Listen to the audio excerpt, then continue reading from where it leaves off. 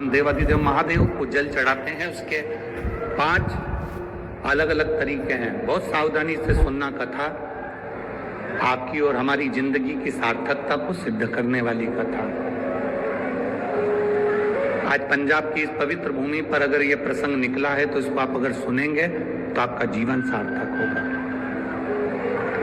शिव जी को 5 तरह से जल चढ़ाने का तरीका है। जैसे पंचामृत होता है, दूध, दही, शहद, घी, शक्कर, ये सब पंचामृत के अंतर्गत आते हैं। उसी तरह शंकर जी को 5 तरह से जल चढ़ाने का क्रम वर्णित किया गया। आप उसको समझेंगे, बहुत सावधानी से समझिएगा। पहला, जल लेकर आए, सीधे डायरेक्ट शंकर भगवान के शिवलिंग पर चढ़ा दिया। ये प्रथम जल का चढ़ाने का तरीका। दूसरा, जहां से पानी बहकर जाता है, जहां से जल बहकर जा रहा है, उसके ठीक विपरीत जल उत्तर में जा रहा है, आप दक्षिण में खड़े होंगे और दक्षिण में खड़े होकर उत्तर की ओर मुख करेंगे और शिव जी को जल समर्पित करेंगे। ये रोग मुक्ति करने वाला है और हमारे रोग पर हमें विजय प्रदान करने वाला है। ये जल चढ़ाने का था। एक, सीधे मंदिर में गए, लोटा भर कर जल उठाया, शिव जी को चढ़ा दिया। दूसरा जल, जहां से पानी बहता है, शिव जी का चढ़ा हुआ जल जहां से बहकर जाता है, उसके ठीक विपरीत में शिव जी का जल इधर जा रहा है तो तुम यहां खड़े हो, तुम यहां बैठो, यहां मत बैठना, यहां मत बैठना, इधर बैठो। अगर रोग का निवारण है तो यहां बैठो। तीसरा, अशोक सुंदरी से जल चढ़ाते चढ़ाते शिवलिंग तक लेकर जाना और शंकर भगवान के शिवलिंग पर पूर्ण जल समर्पित करना। ये तीसरा तरीका। ये कार्य की सिद्धता के लिए। हम जब किसी से आस न लगाकर परमात्मा से विनती करते हैं तो वो विनती करने का तरीका। तीसरा। चौथा, शिव जी पे चढ़ा हुआ जल 5 जगह पर समर्पित करना। गणेश जी, कार्तिकेय, अशोक सुंदरी, शिवलिंग और जलाधारी। ये चौथा क्रम है। जब जिस नारी का, जैसे एक पत्र है, देखिए,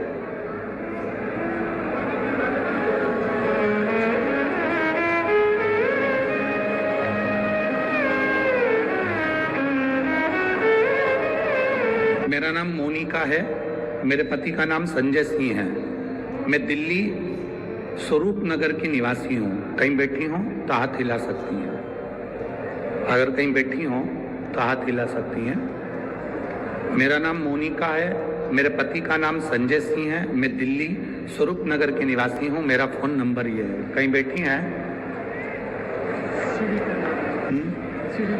अच्छा, सीढ़ी पर है। ठीक है, आप हाथ हिला दीजिए। श्री शिवाय नमस्तुभ्यम।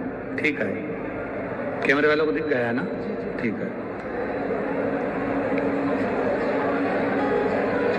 भोले बाबा की कृपा का मैं क्या वर्णन करूं गुरुदेव। आप जो जल चढ़ाने का तरीका वर्णित करते हो, अगर उसको नियम से धारण करने वाला व्यक्ति होता है तो बाबा सुनता जरूर है। गुरुदेव, 2013 में मेरी शादी हुई, मुझे संतान का सुख नहीं हुआ। 10 साल हो गए, औलाद नहीं हुई। दिल्ली का एक हॉस्पिटल जिसको हम दिखा सकते थे, अच्छे से अच्छा डॉक्टर जिससे हम जांच करा सकते थे, उसके अनुसार हमारे को संतान का सुख नहीं था। आयुर्वेदिक डॉक्टर, अंग्रेजी दवाई, होम्योपैथिक सब कराई, आईवीएफ भी कराया तो भी संतान का सुख नहीं आया। आखिरी में डॉक्टर ने कह दिया, इधर उधर मत भटको, तुम्हें संतान नहीं होगी। जिसने जहां कहा हम वहां पर भी गए, गोदी भरवाई, झोली भरवाई, पर संतान नहीं आया। गुरुदेव, मेरे बाबा की कृपा किसको कहते हैं? आपने बेलपत्री के वृक्ष के नीचे जल चढ़ाना, उसमें से जल बचाकर शिव जी को समर्पित करना, सफेद आंकड़े की जड़ का प्रयोग करना, ये बताया था। और मेरे बाबा की कृपा से मेरा गर्भ ठहरा। मेरे बाबा ने मुझे आज 10 साल के बाद औलाद दी है। मैं उसको यहाँ प्रणाम कराने के लिए लेकर आई हूँ, उसको नमन कराने के लिए लाई। बच्चा लाए हैं क्या साथ में? बाबू को लाए हैं क्या? नहीं लाए? ठीक है, मैं प्रणाम करने के लिए लाई हूँ। गुरुदेव, बाबा बाबा है। बैठिए बहन, शिव तत्व है।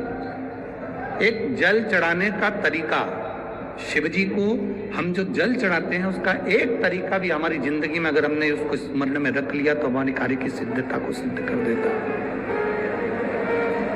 हमें सफलता की ओर लेकर चले जाता है। सीधे जल चढ़ाना, दक्षिण में बैठकर उत्तर की ओर मुख कर कर जल चढ़ाना, अशोक सुंदरी से लेकर शिवलिंग तक जल चढ़ाना, 5 स्थान पर गणेश, कार्तिकेय, अशोक सुंदरी, जलाधारी, शिवलिंग पर जल चढ़ाना 5 स्थान पर, ये चौथे नंबर का। और 5वां जल समर्पित करना,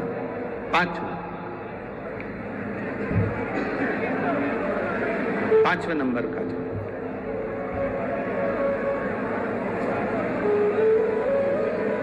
शिव जी को 5 नंबर का जो जल आता है, जो जलाधारी है, ऊपर जिसमें पानी भरा रहता है और नीचे एक एक बूंद टपकता रहता है, जलाधारी में जल समर्पित कर कर उसी जल को बचाकर अशोक सुंदरी वाली जगह पर थोड़ा सा चढ़ाकर उसी में से जल शिवलिंग पर जब हम समर्पित करते हैं तो हम जिस कार्य के लिए जा रहे हैं वो कार्य सफल होता है।